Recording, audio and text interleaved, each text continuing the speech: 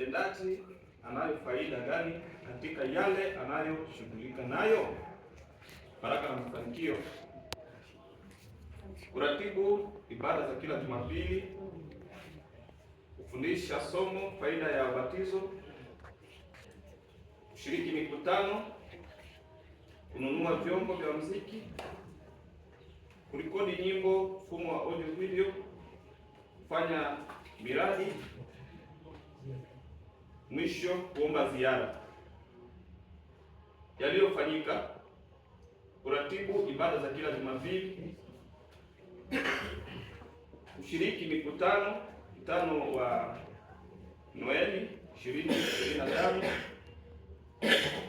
kununua vyombo vya muziki, mikrofoni 3, kurekodi nyimbo mfumo wa audio video, kwaya baragumu kurekodi, na umoja kurekodi mfumo wa audio tu, ambayo hayakufanyika nje ya mpango kazi.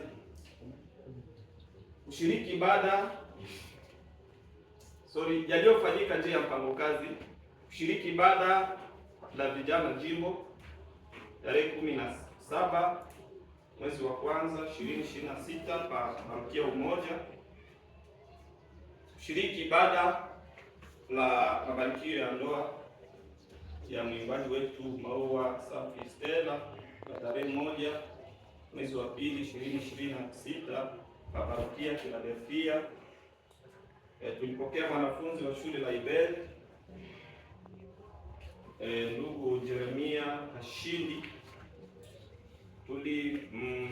Tulishiriki kikao cha Malkia Jimbo parokia Betsaida tarehe 21 mwezi wa 2 2026 na kutoa ripoti ambayo hayakufanyika na sababu zake: kufundisha somo faida ya ubatizo sababu muda bado, kufanya miradi kwa sababu muda bado, tunatarajia kutoa pesa asinani tangu sasa,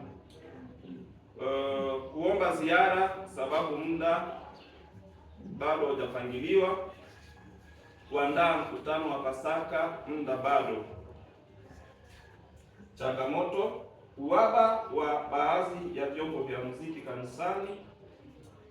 Suluhisho ni kwamba kanisa lifanye jitihada ya mbinu ya upatikanaji wa vyombo hivyo.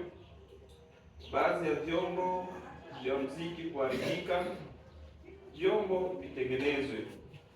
Fedha zinani milioni 4,720,000 zinani. Pendekezo: uvalio wa uchungaji uchunguzwe kipindi cha ibada na sakramenta. Pendekezo la pili ni kanisa itafute mbinu ya utengenezaji wa vyombo vya muziki. Matarajio: kufundisha somo faida ya ubatizo, kuomba ziara, kwaya umoja kushuti video. Miradi: tunatarajia kujenga nyumba ya restaurant na atelier. Pia tunatarajia kununua kamera.